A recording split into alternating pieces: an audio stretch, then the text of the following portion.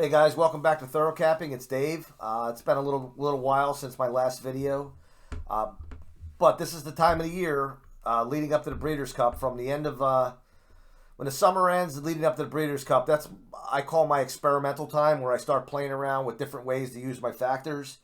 And I'm really excited about this model that I've come up with, that I'm going to experiment with starting tomorrow at Keeneland. But not only at Keeneland, but what I'm going to use is I'm going to go back to my old roots. I got away from them over the course of the last 6 months, where I was probably handicapping more races than I should have been handicapping. And what I mean by that is I'm not talking about for budget reasons. I'm talking more or less about trying to make races fit that normally would not fit for me. And I've spoken before in many videos about some of the intangibles that we talk about, where if it's just impossible to come up with accurate numbers on a particular runner or two in a race, you may want to either just toss that runner out, or better yet, pass on that race.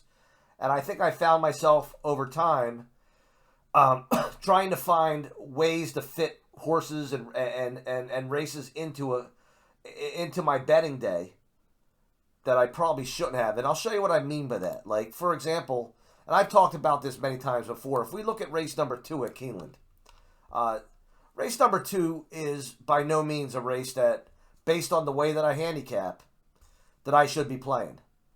And what I've been doing over the course of the past, like I said, 6 months, or maybe from last spring into the summer, I've been including these races anyway, because I would go and make my adjustments from turf to dirt. Today's on dirt. Where you look at today is a 6 furlong dirt race. It's a maiden race, and we have the one horse is 5 furlongs on the turf. We have a 7.5 furlong, which is a 2-turn on the turf, and then we have a 6 furlong dirt. There's just too much to do here as far as making adjustments and trying to estimate what the equivalent target rating would be if it were a dirt race opposed to the turf. And I've given tips and advice before as far as subtracting 5 here or subtracting 3 here. But what I'm going to do is I'm going to start getting away from that, and instead start looking at the entries, which are free on Brisnet. Go into the entries page first and find what type of races are being run at a particular track that day. And if a lot of them are like I said before, 6 furlong dirt races are pretty much standard, and you're going to see a lot of horses in those races that are going to give you enough data for that particular distance on that particular surface. And I'm going to start avoiding cards that have too many maiden races, especially young maidens, too many turf routes. And I know a lot of people like turf routes, but the problem is when you get to a turf route and only, let's say there's 10 horses in the field, and 3 or 4 of them, or even more, are coming off of either dirt routes or dirt sprints, and you have to reach way back to find data on a dirt route or a turf route. Sometimes you get yourself in trouble again, because you got to start estimating and just manipulating the figures. So another thing I want to address before I get into the new model that I call the tri-race model is a couple emails that I've gotten. I've been getting a lot of emails over the course of the last month or so. Most of them are usually questions about what would I do in this situation or that situation, and when it comes to like adjusting a target rating or adjusting a billing rating or a final fraction, which is really what led me to the first point that I just made, as far as instead of giving too much advice as far as making your handicapping more difficult by, add 5 here or subtract 5 here. That was one of the reasons I said I'm going to start going back to my original roots and hand picking my races. So if I have a card of, let's say, 10 races at Keeneland, for example, there might be only 3 or 4 races that I'm going to play. But being that I can get the premium past performances from Brisnet for $1, I might download 2 or 3 cards that day. Maybe download Belmont at Aqueduct and Gulfstream as well, and just do the same with all 3 of them tracks, and I might be able to have a good day of 8 races, 9 races. Now the only problem would be if you're looking to put together a multi-leg wager such as a pick 5, you're stuck with being able to or having to handicap some of them races that have all them intangibles. But a few other emails I've gotten were pretty much just people's opinions, and I want to address a couple of these opinions. One person emailed me a couple weeks ago and said, I've been watching your videos, but I'm sorry, you cannot handicap a race without taking into consideration the breeding of the horse, and there were a few other elements that he mentioned. I think one of them might have been the Tomlinson ratings here, and here's my opinion on that, okay? If it's in the past performance, it's probably valid, okay? It can be used as a tool somehow, some way, shape, or form. And it comes all down to what we've talked about many times. How do you use the data? First of all, I'm not comfortable enough with looking at bloodlines and looking at breeding and reaching back and seeing what the grandsire specialized in, and how many, how many of the babies have won, this many races at today's distance and today's surface and all that.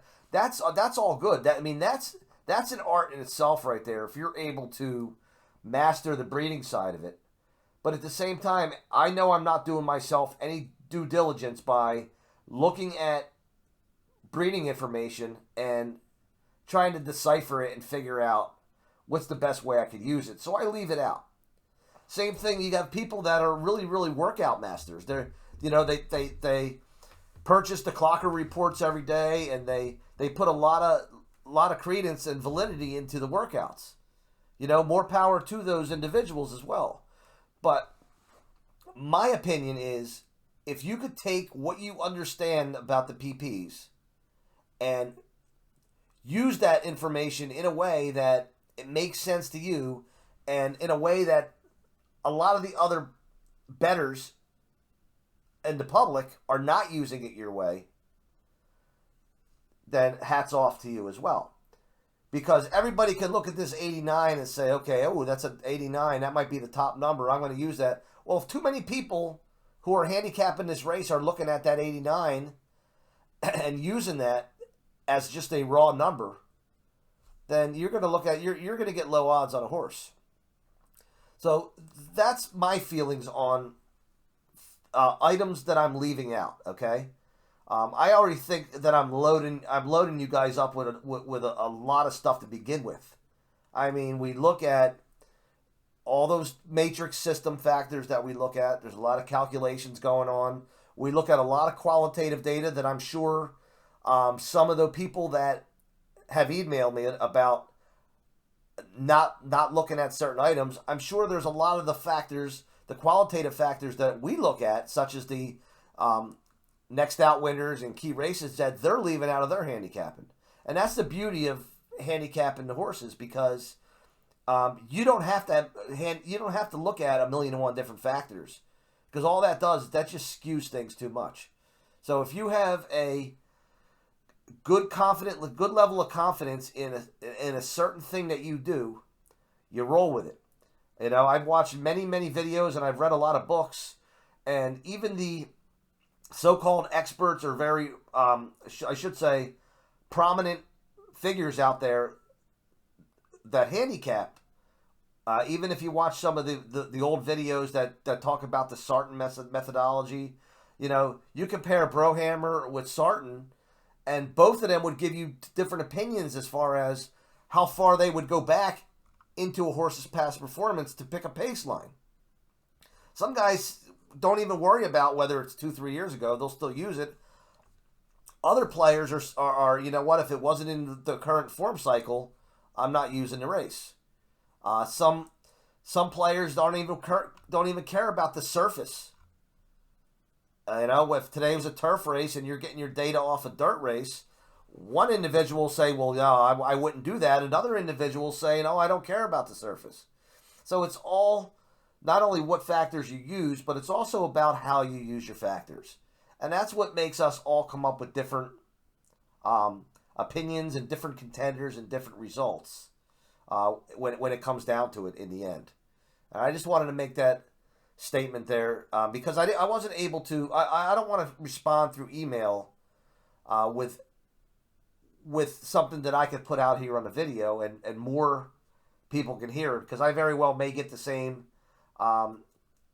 email from somebody else down the road if I don't address it here on the videos. All right, so let's take a look here at Keeneland for tomorrow. I'm going to show you what the tri-model looks like, and I'm going to show you quickly where I'm getting the information from. I will not be showing you again how to figure out the different ratings, because that is in the TC Thorough Capping Deluxe tutorial. Those of you that have it, if not, you can go into our description and you can download it through the link and learn how to do these factors. But let's take a look at the actual model first. And what I have is, what's different about this particular model is a couple things. One, if you look at this section over here, I've added a little bit of a taste of the follow the figures system that focuses on the Briz or buyer figures, depending on what PPs you're using. In this case, we're using Briz figures. Now, I didn't go as far as all the different formulas that the follow the figures grid has, but what I did was I did take 3 different Briz speed ratings from 3 different races, and I do have them averaged out here. So the average of 3 different Briz ratings are going into this final TC rating as well. We did hold on to the qualitative factors, but I'm sticking with 3 right now. I took out the trainer percentages, and I took out the weight allowance or weight drops. I'm sticking with class dropping, race moves. That could be either a turn move or a stretch move, and I labeled this as key, but this is either key or next out winner. The way I'm going to work this is, if you get a key race where 2 or more horses, you know for a fact 2 or more horses have come out and won the next out, the horse would get a 2 instead of a 1. If there's only a next out winner, we're going to go 1. So this is a 1/2 rating system here, instead of having 2 separate columns, 1 for next out and 1 for key. Okay? Now, what's different also about here is I'm looking at 3 races now instead of just 2. Before, I was looking at a target race, which was the last race, and I was looking at an ability race. His best race as far back as I can go in the past performances. Here, what's different about this is I'm using the target race, so the LO on this grid means last out. So I want to use the last out race unless something tells me not to use it, and I have to move back to the second race. Back. That would be my target race. Nothing's changed with that whole concept and theory. What has changed, however, is I'm also taking a second race that's in the current form cycle. Within the last 3 or 4 races, depending on how many races this horse actually has in its lifetime, and I'm throwing another race in. And I'm doing my target rating for that race as well, using the same calculations, the way we figure out target. And then I'm reaching back to find an actual ability rating, looking at the entire set of races in that PP. Okay, so that's the target and ability section right here. And I'm going to go and I'm going to color code them so they separate one another. We're going to go with a green, shade of green here. Now, this next section is the target Briz section. And what it does is they go right along with these races here. Race 1, race 2, race 3. This is the target Briz for race 1. And again, that's the target rating added to the Briz rating. This is the second race, target Briz. The second of the last 3. L3 just means out of the last 3. Okay, I just put L3. So that way I'm not reaching too far back in the past to find this particular race. And then the AR is the ability rating. and that's my ability Briz. So that's this particular race plus the Briz speed rating from that race. And I have them all averaged out, and then there's a formula in there to translate it into a rating out of 100, because that way it's compatible with our TC ratings, because our TC ratings are based on 100. Okay, and then I already explained over here what the last section was.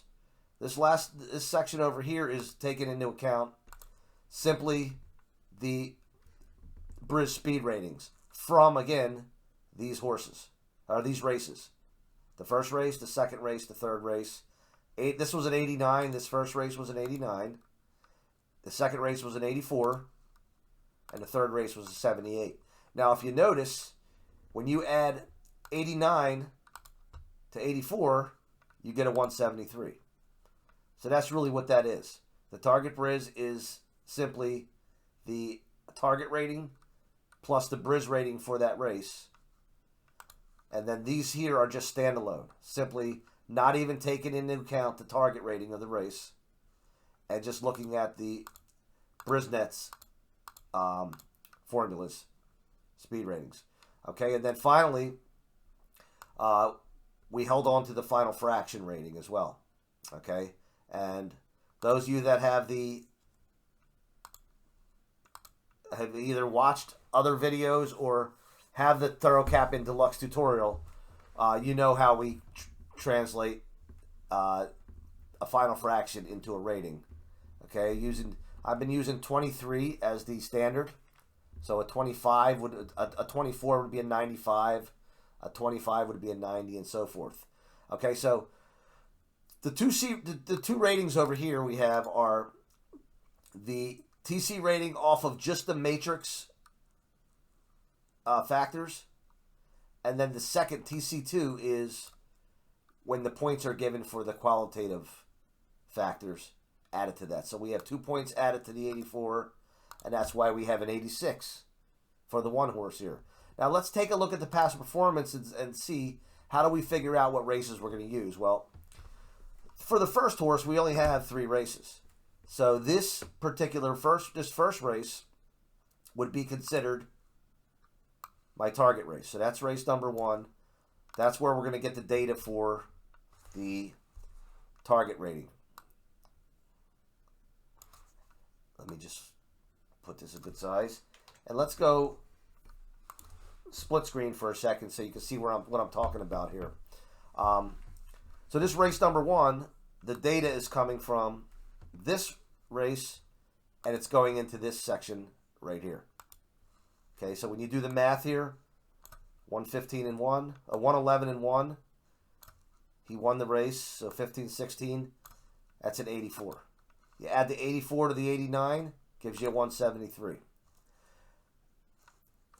And then the Briz speed rating for that race was an 89. The second race, I go 2 back. I did make an adjustment here.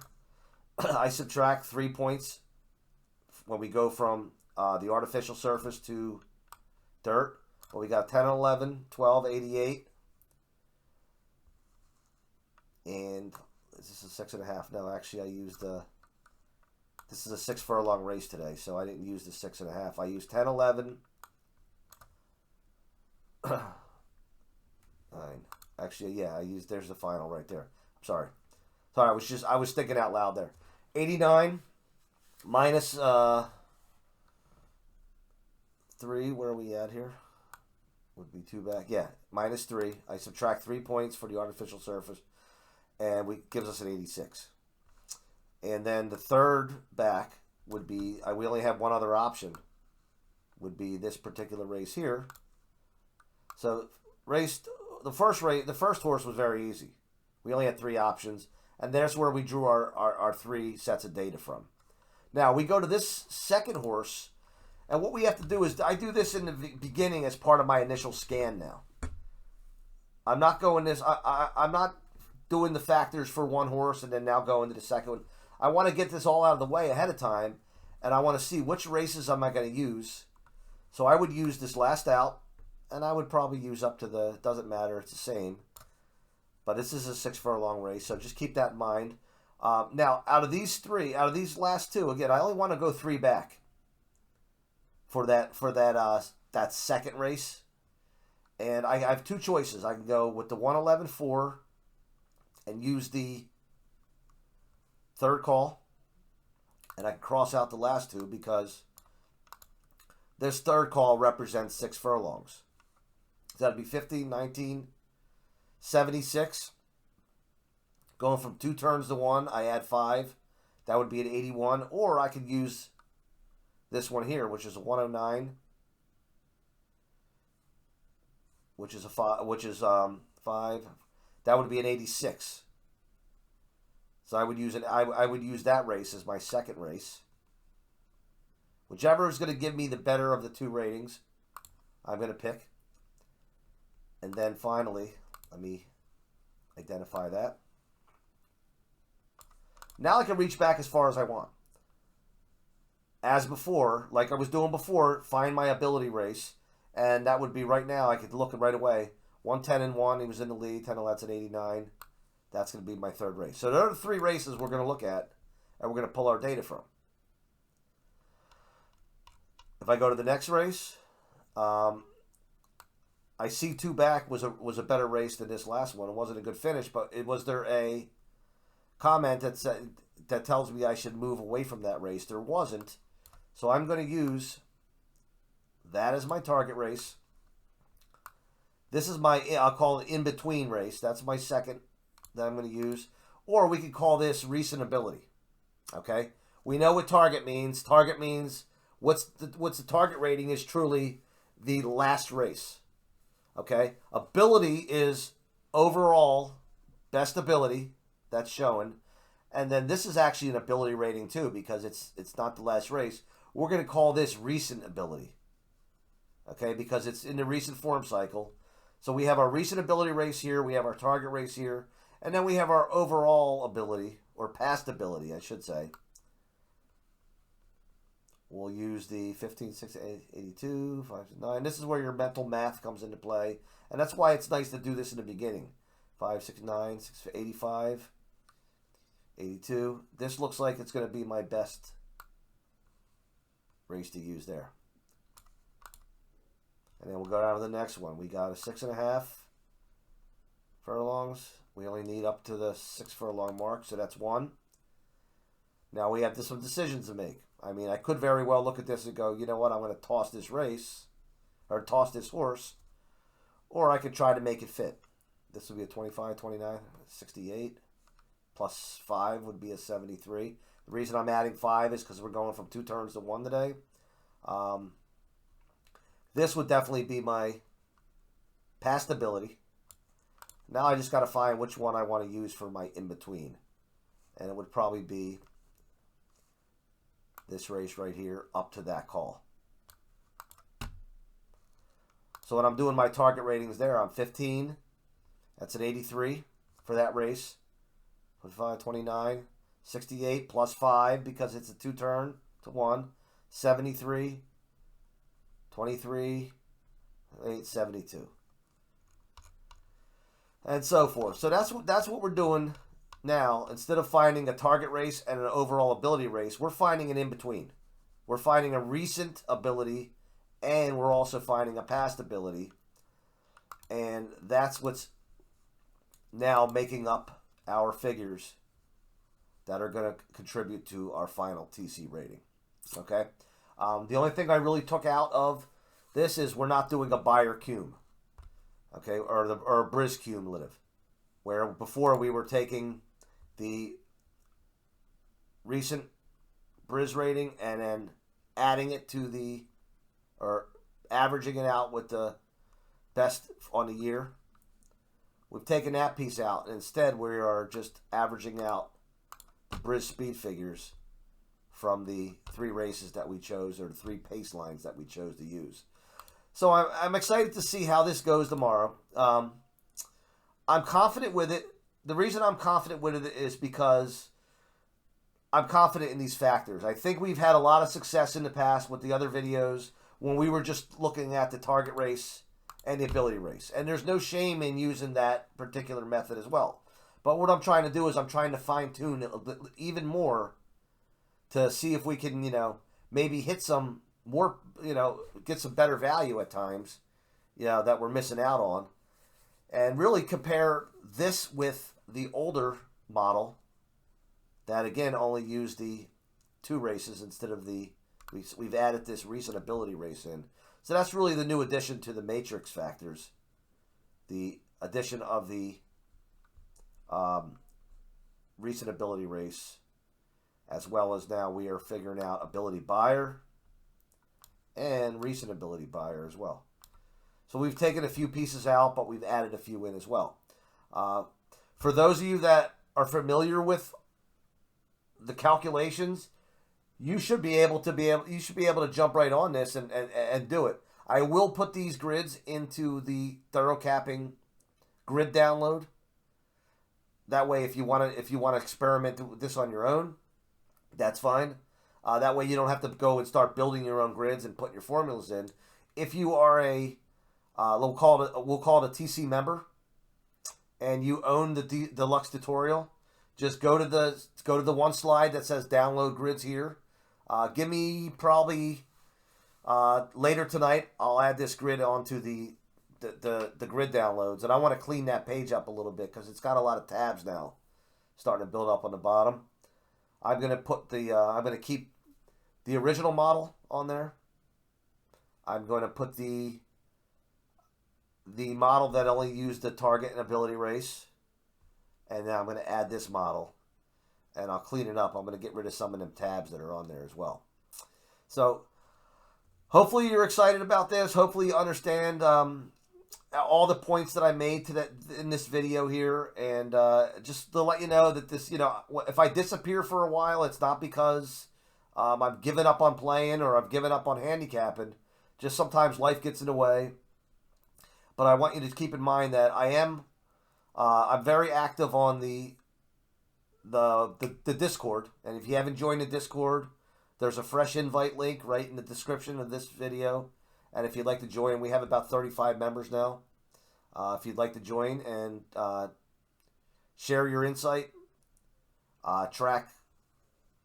There's a lot of times where I'll put some races in there, and I don't necessarily make a video for them.